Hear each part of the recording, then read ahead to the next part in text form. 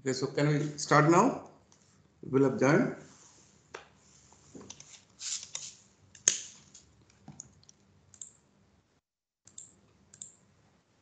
Am I audible? Yes, sir. Yes, sir. Yes, yes, sir. Okay.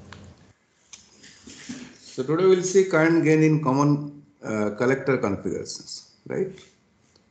Again, there will be two type of current gain. One is DC current gain for common collector, which is noted as alpha DC. Okay. Alpha DC means when there is no AC signal is applied, and then if you take the ratio of emitter current, that to DC current, remember, with respect to base current. The output current for common collector is emitter. Input current for common collector is base current. Okay, so this will be the gamma DC value for common collector configuration. The corresponding AC, please switch off your mic whenever I am talking. Okay. Gamma AC, again the meaning of AC is the change in delta IE with respect to change in delta IB. So this is gamma DC and gamma AC. This is gamma AC is applicable when you are applying an AC signal, and you will find that the emitter current is changed, and that change will be considered to find out what will be. This is gamma, not alpha. To find out the amplification factor. Okay. What is the relation between this gamma and alpha? Gamma I have already defined. This is IE divided by IB, and alpha is IC divided by IE, collector current with respect to emitter current. And what is IB? IB will be equal to the total emitter current that is injected towards the device and the amount of collector current which is available at the collector terminal. So if I just substitute the value of IB there, this will be IE divided by IE minus IC. And if I simplify it, this will be IC divided by IE. Okay. And IC divided by IE is nothing but alpha. So this will be 1 by 1 minus alpha. This is the relation between gamma and alpha. Similarly, you can derive the relation between gamma and beta also. Once you know the definition of gamma and beta, just substitute in terms of, because there are three current levels. One is IE, IC and IB. Gamma is IE. Previous slide. This one. Yes, sir. You quickly write down, because we have only 45 minutes and so much content to be finished. Is it okay? Through? Yes, sir. Next, we'll derive the relation between gamma and beta. Okay. And you know gamma is the common collector configuration current gain. So again, IE is nothing but IC plus IB. A simple mathematical manipulation will give you the relation between IC and relation between gamma and beta. So this IC and IB, this particular parameter is nothing but beta. So finally what we get is gamma is equal to 1 plus beta. Okay, this is the relation between. So alpha, beta and gamma, and that too mainly we discussed for DC only. Okay, alpha DC, beta DC and gamma DC. A similar conclusion can be drawn for AC current amplification also. Common emitter configuration is mostly used in amplification purposes, but for common collector, this configuration has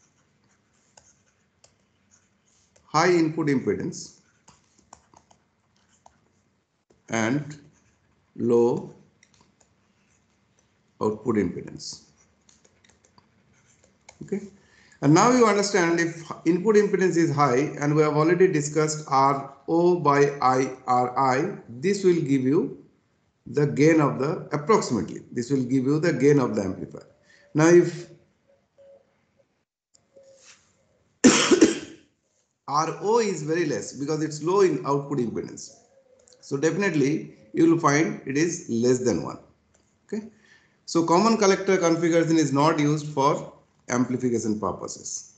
Okay. And what is the use for this? This is for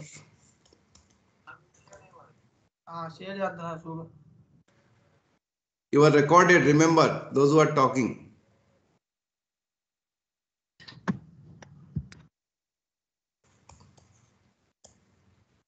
This is for impedance matching that we have already told. That what does this impedance matching says? This is to drive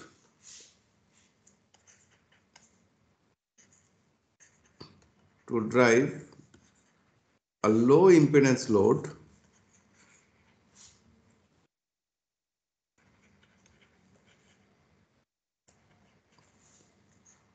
from a high impedance source. And this is the major area where common collector configuration is being used. Okay. Next topic is beta curve. Beta curve means how normally we assume that beta for a given transistor is constant, but which is not true. Okay. So beta depends on the value of IC. It depends on the temperature also. Okay. So beta changes the value with respect to IC, and the change in beta with respect to IC is for a given temperature is known as beta curve. Okay. So this will be the characteristics. It looks like this. Let's say this is very less temperature, minus 50. I am not drawn with scale, but I am giving you an order of variation. Let's say this is 120 degrees centigrade.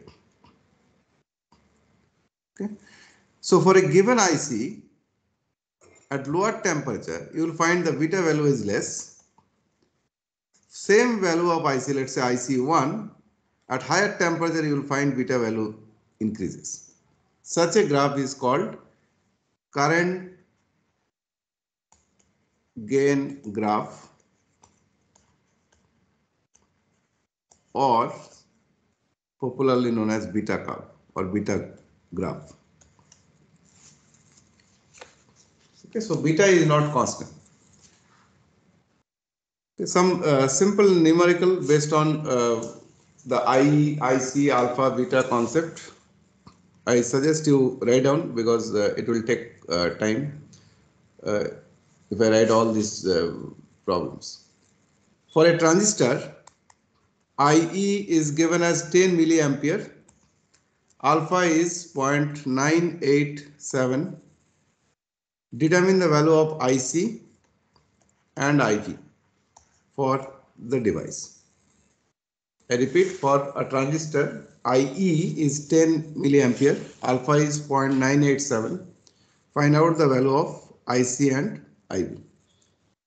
The second question is, a transistor has alpha equal to 0.975. What is the value of beta? Now, if with the same question, if beta is 200, then what will be the value of alpha? I repeat, a transistor has alpha equal to 0.975. What is the value of beta?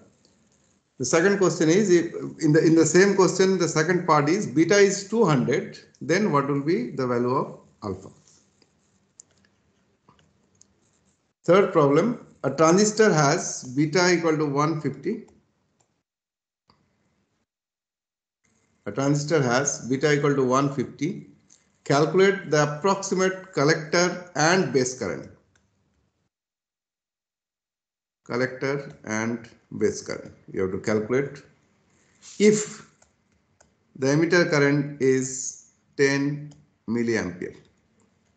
So emitter current is 10 milliampere. You have to find out the value of IC and IB.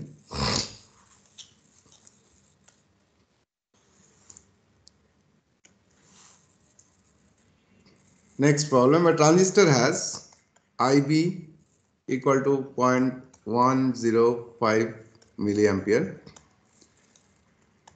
IC equal to 2.05 milliampere. First part is find the value of beta. Second part is find the value of alpha. Third part is find the value of IE. Fourth part is if IB changes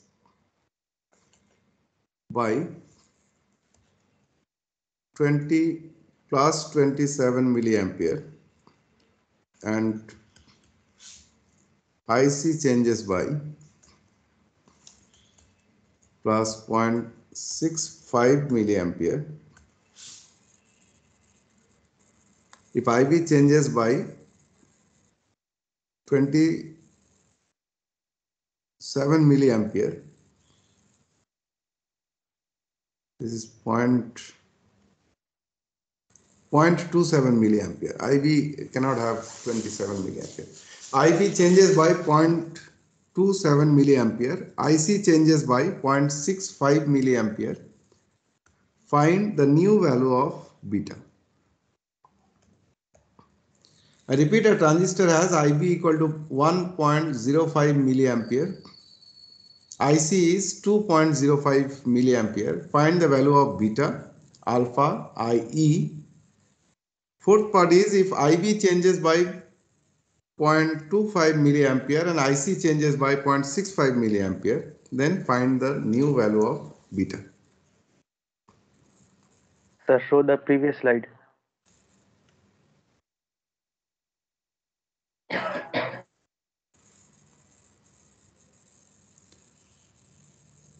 This one?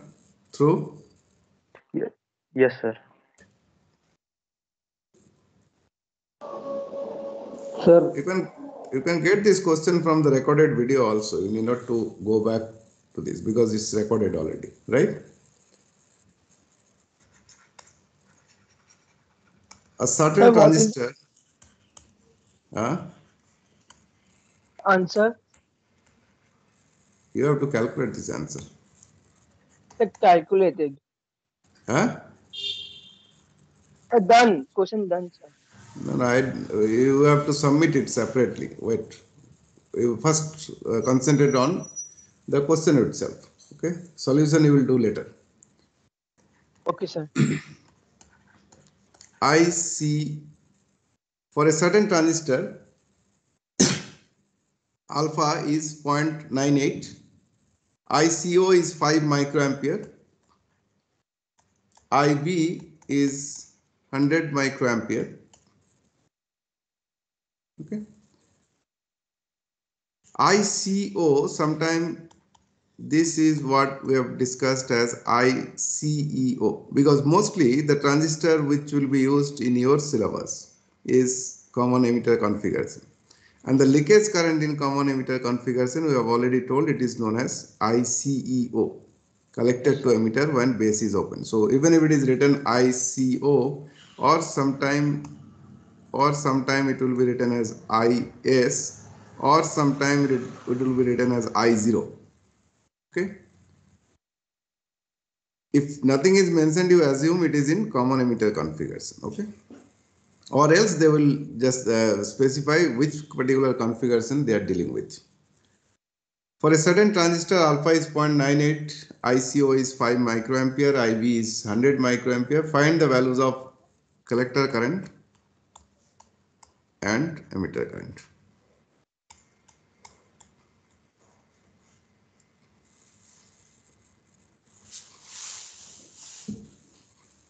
Okay. The next problem, a germanium transistor is used in a complementary symmetric amplifier, has a collector cutoff current means leakage current, ICVO, is 10 microampere at a temperature of 27 degrees centigrade, and HFE is 50. Okay, a germanium transistor used in a complementary symmetry amplifier has a collector cutoff current ICVO equal to 10 microampere at 27 degrees centigrade. HFE is given as 50. The first part is, what is the collector current when the base current is 0.25 milliampere?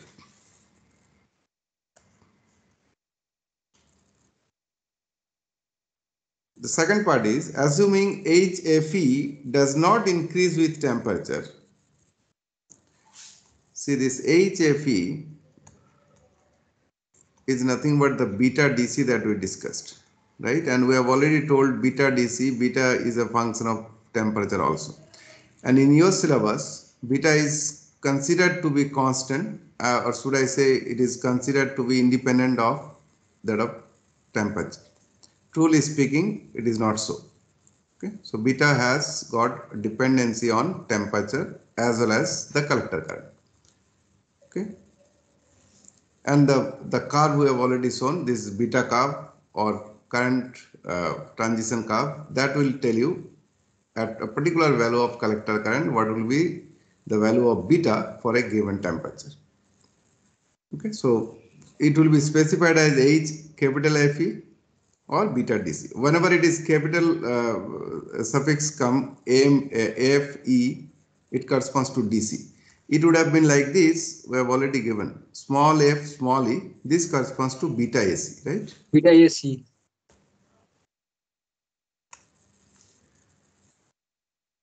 So assuming HFE does not increase with temperature, what would be the value of new collector current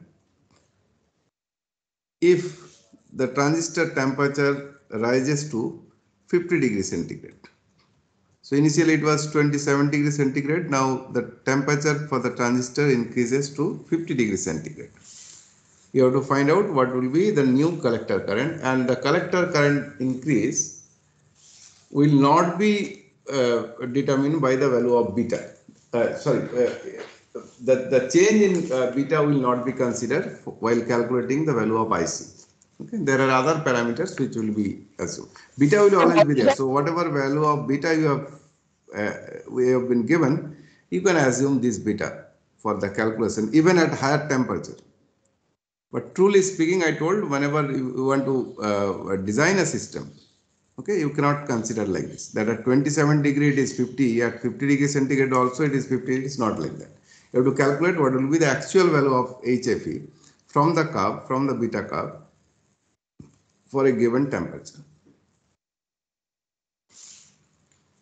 Okay, so Sir, once show the beta curve, sir. you will, Beta curve. Beta curve. You once it will be recorded, you will get the recorded video. You go back and start playing. Huh? Okay, okay. Next, we'll go through BJT biasing. Now, the reason for biasing terminology I have already discussed. You have understood what is BJT all about. Now, the reason for biasing is to turn the device on and to place this particular transistor in a region where it operates linearly and provides a constant amount of voltage gain. To ensure that the biasing is being done. Okay. Now, what is this biasing all about? Biasing deals with setting a fixed level of current which should flow through the transistor with the desired fixed voltage drop across the transistor junction. Okay. And usually the collector current, base current, and collector to emitter voltage, base to emitter voltage.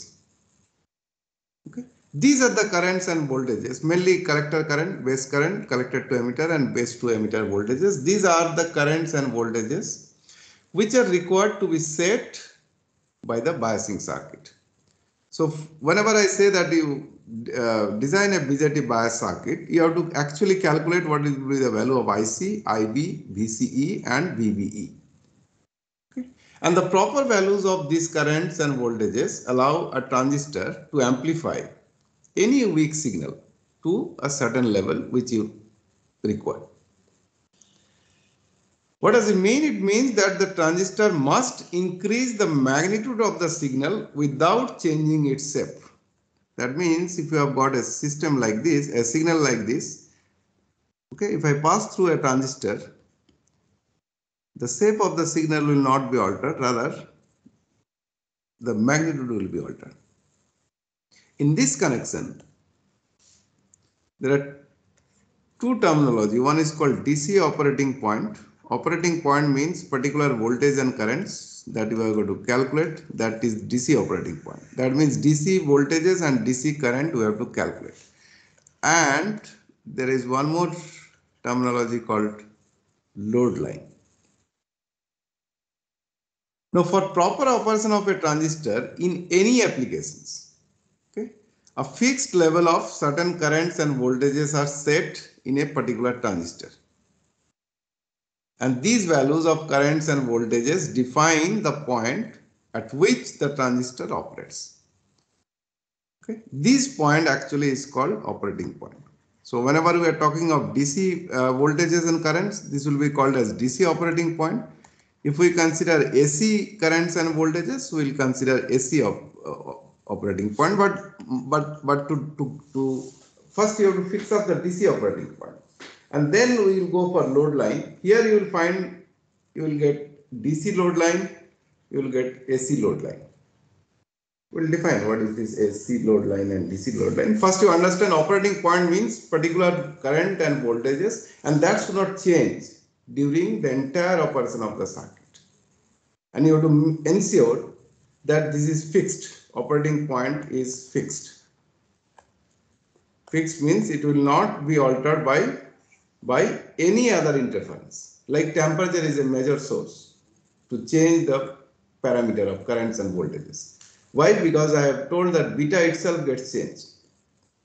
If beta changes, then even the IP is constant, you will find the IC is changing, right? So if beta is changing, IC is changing. The moment IC is changing, because IC, see, IC is one parameter to define the DC operating point. So if IC changes, definitely the operating point changes, which we will not allow to do. Okay, and because these levels of currents and voltages are fixed, it's not changing. Therefore, these are called DC operating point. And it is not changing means it is silent or it is indifferent compared to the external interference. For that only, it is also known as quotient point, or sometimes called Q point. Quotient means silent, right? It is silent, indifferent compared to the external interference. Major interference is the temperature, and there are other interference also. Maybe you will study at your higher courses. Now, how to find out this load line concept? First, you understand these characteristics, and then we'll go for the operating point and DC load line. Let us say a transistor is there in common emitter configurations, and okay, make it simpler, we'll connect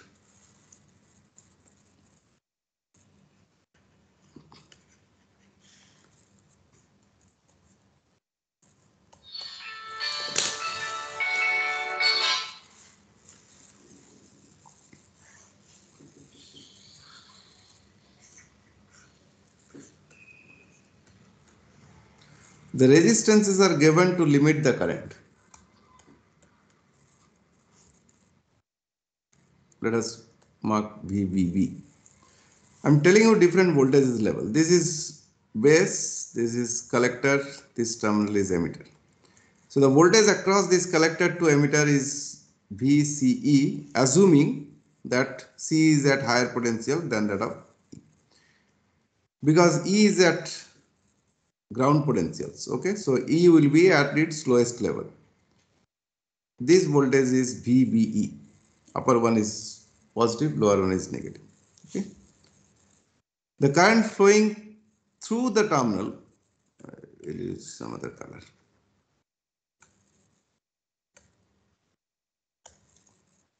The current which is getting into this device is IC. The current getting into this device is called IB. Current coming out of this device is IE. Okay, so these are the different currents and voltages. If I draw the characteristics for output characteristics, if I draw for common transistor, and I have already told output characteristics comprises output current and output voltage. If it is input characteristics, this will be input current and input voltage. If it is transfer characteristics, then you will find output current versus input voltage. So we are actually considering output characteristics now. What is the output current? It is IC. What is the output voltage? This is VCE. Okay, and it will look like this. For different values of IB, it looks like this. Now you understand, if IB is increased, IB1, let's say this is IB2, IB3, IB4, like this. If IB is increased, definitely IC equal to beta IB. So if IB is increased, IC will be increased. So you will find the IB is increasing like this. Okay. If you take this output loop, you know how to find out the loop voltage, right? In your electrical, actually you have to concept some electrical, simple electrical concept. This voltage across this resistor, okay, I have made it simpler, although there will always be a resistor at the emitter terminal. So if I write this output loop, this is VCE, the voltage across it, okay. This is nothing but the voltage which is been supplied by the source minus the voltage which is getting dissipated across resistor RC. Okay. Now, if you carefully look at this is nothing but a straight line. Okay. If I put it in this way, see VCE I have given in x-axis, IC is in y-axis, right? So it's a straight line equation with some slope. Okay, you can simplify it, put it in, IC one side and VC on the other side. You can substitute IC is equal to 0. I have to find out what are the 2 points across which this straight line will run. Okay. If IC is 0, what will be the value of VCE? VC. VCC. If VCE is 0, what is the value of IC? VCE is 0, this is VCC by RC. So I have got 2 points. On the y-axis, this point is VCC by RC. In x-axis, this is VCC, right? And if I join these two lines, actually this line will go like this. This is a straight line, okay? There is no boundary. But at least 2 points I have managed to get. One is VCC by RC in the y-axis and VCC in the x-axis. This line is called DC load line. Why? The DC is because we have considered only the DC voltages. Okay, we have not applied any AC supply. Load means we have only considered the load. Load means resistance, the impedance, the output load. Okay, load is always related to output. Remember, so we have only considered the load, that is RC. If you would have considered RB, that will not be a load line. Okay, RB is not connected to the load side. Load means output side. Okay, line means straight line. DC load line. You understand how to calculate for any given circuit. Okay, RC will be known, so you can find out what will be, and VCC also will be always known. That is the power supply that you are going to connect. Okay, and the intersection between, for any, say you are not operating with IB1, IB2, IB3 and IB4. Actually you are operating with any one. Let's say I am operating with IB2. Okay, so other IBs will not be there. So the intersection between the characteristics, output characteristics with the load line is known as Q point or operating point. Right? So from here you will calculate, like you will draw a line and you find out a particular VCE. I write VCEQ, that is VCQ point, and ICQ. So this is the value of IC, this is the value of VC, this Q corresponds to a particular value of IC and particular value of VCE at which this circuit will operate. And these 2 points will be called as Q points. The value will not change. You tell me. Which value we are talking of? ICQ? Yes, sir, ICQ. You tell me whether it will change or not. So if VCQ change, then ICQ will change. How VCQ will be changed? How? By changing VCC. See, something you have to understand. We have drawn this circuit, you have already designed the circuit, you might have already connected a power supply VCC. Power supply you have connected. Now transistor you have taken, that means the characteristics of this transistor is fixed. So this fellow is fixed. Okay, needless to say that VCC will be fixed. Once you have already connected RC, RB, these are hardware, right? A register. You can visualize these registers. So once all are connected, do you think that this point, these 2 points can change? No, sir. Right. Now the DC load line. That curve defines IB2 is written over there. What does that curve define? If you can explain. Which one? This curve. There's a straight line in the graph and a curve. What does that curve define? This is the Yes, sir, this curve. characteristics. This is the output characteristics. For any common emitter configuration, that is the output characteristics. An output characteristic is drawn for a particular value of IB. Okay. Actually, I had written 1, 2, 3, 4. Others I have removed and then I left it IB2. This will be the characteristics for any common emitter configuration. Okay. Gradually it will be increasing and then finally it gets saturated, and if you increase VC further, actually there will be a breakdown. This part actually will be discussed at your higher classes. At least you understand the curve will look like this for a given IB. And whatever load line you have drawn like this. This operating point, the intersection point, will be called as operating point. Okay. Now we are actually considering this DC load line for today's discussion. There are a lot of information you can gather out of this DC load line, and which is very, very important. Before you are going to place the circuit, before you are going to place the transistor in a circuit, you have to first define what is the DC load line. So the load line intersects the horizontal axis at a point marked as VCC, we have already told, and here this point is called transistor cutoff point, remember. Okay, this is transistor cutoff point. Cutoff point means if we work at here, then definitely what will be the value of IC? IC will be ideally 0. IC is ideally 0 means transistor is in cutoff conditions. Okay, so at this point the value of base current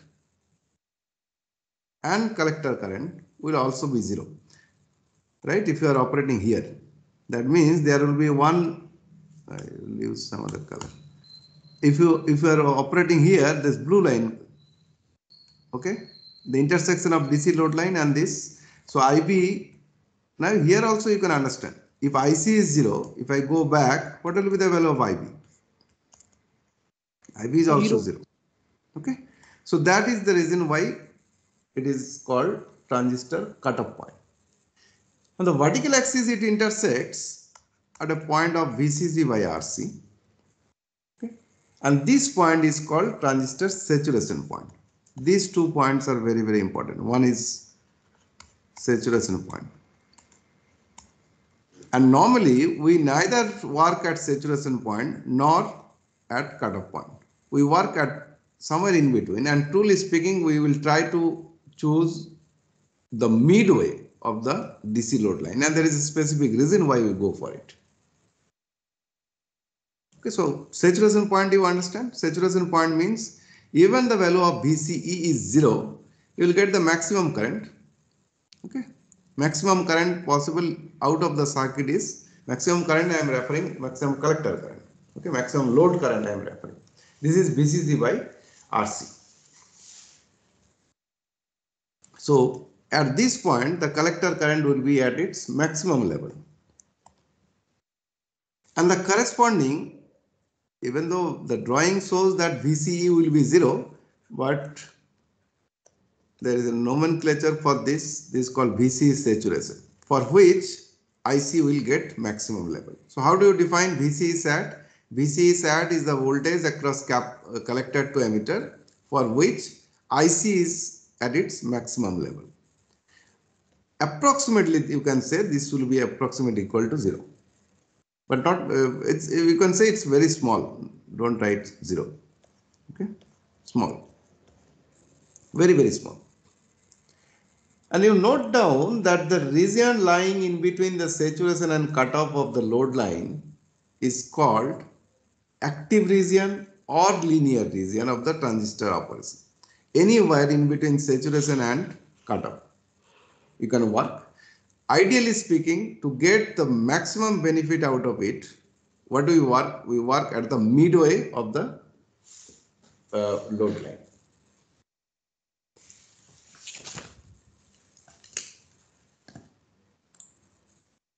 Okay.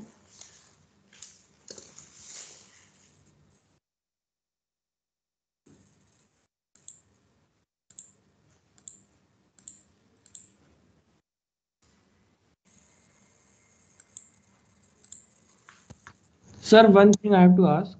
Sir, VC Yes. saturation is a saturation that is there in the collector emitter region, the output region, or it is for the whole transistor you are saying in this with reference to this particular graph? I didn't get your question. Repeat it again. Sir, I am saying that the whole transistor is under saturation Who according is to changing? Who is changing the screen? Somebody is controlling. No, Why I made it?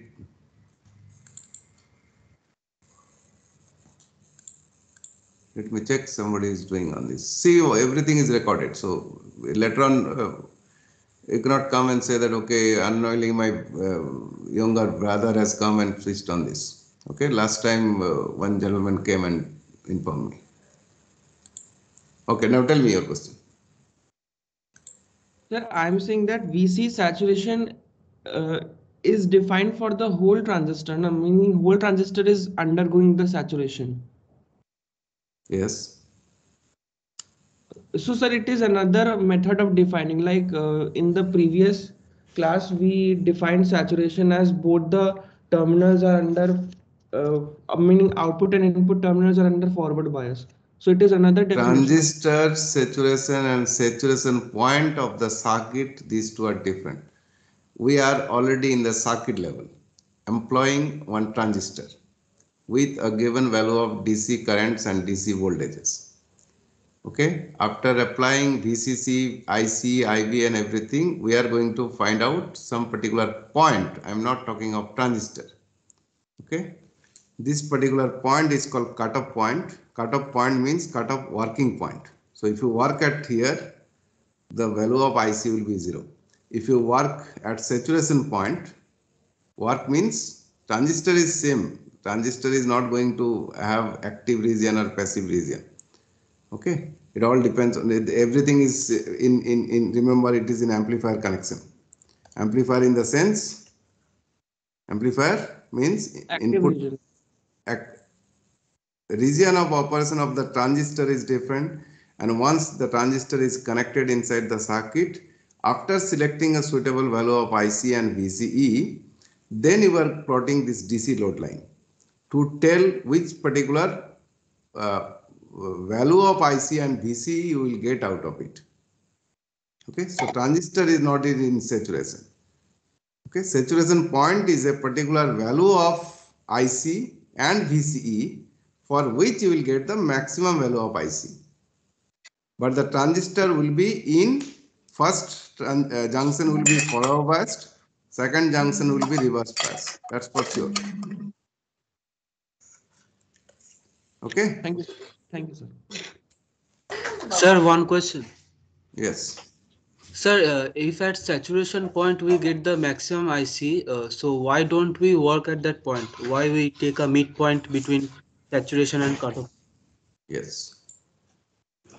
Sir, are you sharing the screen? Because I'm not able to see it.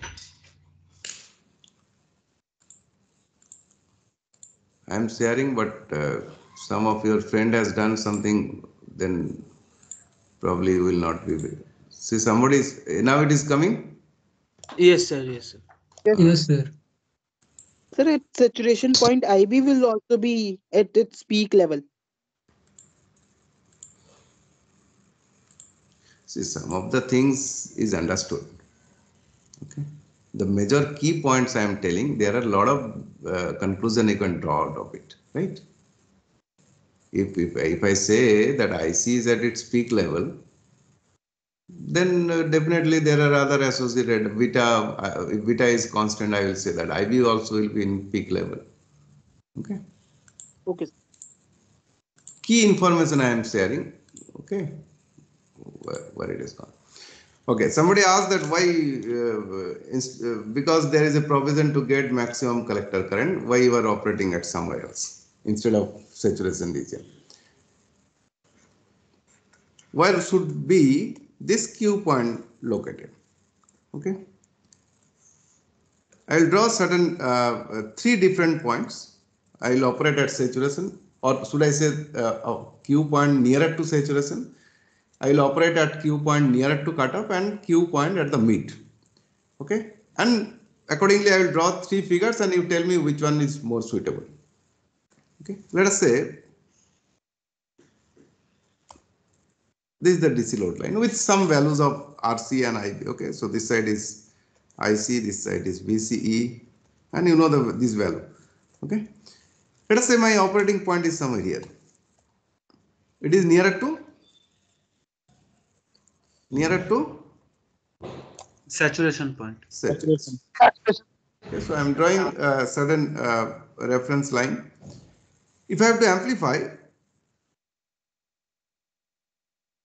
see, after this I cannot get, right? So I will get a signal like this. Let's say I am going to amplify a signal like this. And remember, this common emitter configuration will give you 180-degree phase difference. So if you apply like this, what will be the output? It looks like this. You understand this? Common emitter configuration applies 180-degree phase difference. So if this is your input signal, this will be the output signal amplified definitely with the definite voltage gain. Now if I operate at Q point, because see, you cannot have IC more than this. Okay, so this will be the peak level. So can you see that some portion will be clipped off like this? Yes. Yes. So this will be the characteristics of ICQ for different. So ICQ will change like this. Okay. What will be the characteristics of VCQ? How does it change? This side probably I'm not drawing with scale. Remember, I'm trying to draw the sinusoidal part. This is the VCQ part. Here also you find certain portion is clipped off. Am I right? Yes. Yes. So it will not be a true ICQ or VCQ. So if you don't get ICQ a complete sinusoidal, then ICQ multiplied by the load resistance is the output voltage. So what will be the output voltage characteristics? Like this. Yes. It will be multiplied by some scalar value, some RC, 5 ohm, let's say 5 kilo ohm, like that. So exactly whatever current waveform, that will be the voltage waveform. But voltage waveform will be clipped up. I'm just exaggerating here. That will be flat portion. So what do we consider? Q point is near to saturation. Okay, so this part is saturation part. Let us say the Q point switch, if I consider Q point to nearer to cutoff. Let's say somewhere here. Okay.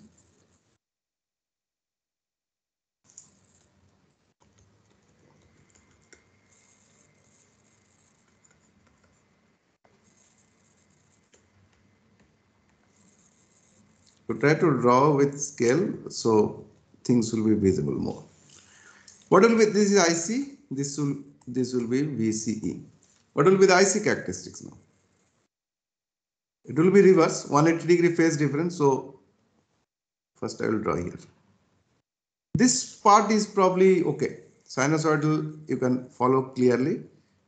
This is the maximum limit, or should I say minimum limit on the negative side, right? This will be ICQ, because you cannot go beyond this point. Here also, let us say start from here. There will be cutoff like this. Should I say that your transistor VCEQ should have been like this, but actually we are getting this curve, that there is a flat portion here. Ideally it should have been like this if it would have been allowed, but then there is a clipping. So once you know this ICE, what will be the value of output voltage?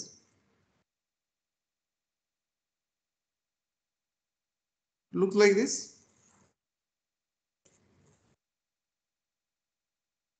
What happened? So there will be clipping. So you won't get a true output voltage. Okay. Some portion will be removed. Here you will find some portion is removed. But the other side is increasing the value of amplitude. We are not considered about the amplitude. We are talking of we should get, if I get a waveform like this, I at least need the shape of the waveform should be like this. Amplitude, forget about amplitude. First it should be a true replica. Later on you will find out the gain. Okay. It is not the magnitude we are concerned about. Gain doesn't mean that only this magnitude. If some portion is clipped off, that means the signal is the information content inside the signal is missing. Okay, that is very important. First target is to get the true amplified. What is amplifier? What is amplifier? How do you define amplification? Does it that it is a multiplier, that if 5 times multiplied it will be an amplifier? No. The magnitude is a secondary part. First is it should produce the enlarged version of the input signal without changing the shape of the input signal. Does it make any sense? Okay. So anywhere any clipping is not allowed. Now come to the third case where it is at the midway. Let's say, okay, ideally this will be the midpoint. If it is midpoint, then probably now you understand that I can draw a sinusoidal signal very efficiently, like this. Okay. Exactly, it should be at the midway. Then only this peak and this peak should be same. This peak and this peak should be same. And this is the reason why it is put in the midway. Does it make any sense? Yes, sir. But not necessarily that always it is put it in midway. I told if your purpose is to apply the circuit in amplifier and faithful amplification is required, okay, without removing any part, without clipping any part, then we go for midway. Okay. Other issues are like I can work here, I can work here. If somebody says that okay, I don't mind if my output signal is like this, it's okay. If this portion is removed, I don't mind. Then you can work anywhere nearer to saturation, nearer to cutoff. But if your purpose is to get an amplifier which will produce the exact replica of the input with an enlarged version in the magnitude, then you have to have the Q point located at midway between saturation and cutoff. Okay, so I'll stop here today. I have a class from 11 again. Okay, thank you very much. Thank you. Sir, the questions Yes. where to. Huh? You have said where to submit the question. Anything you have? Yes, I will make a folder there. At least you try. Okay. Okay, sir. I repeatedly tell my students you are not in school now. No, a teacher will come and check your copy. Okay. Okay, sir. Thank you, sir. Sir, what is the exam? so share the PDF also. It's completed. Last class PDF I have uploaded already.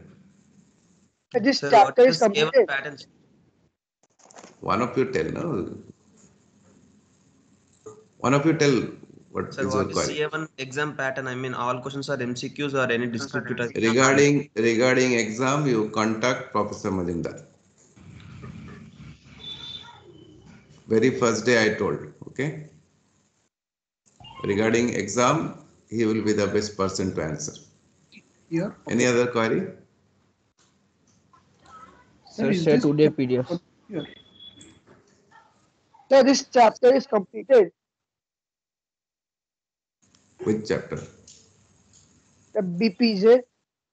Huh? DP. BJT. BJT. No. First you learn to pronounce it properly, then you think whether completion has come to not. Okay. Okay, any other queries? No, sir. Okay. No, sir. Thank you, sir. Thank you, sir. Thank you, sir. Thank you, sir.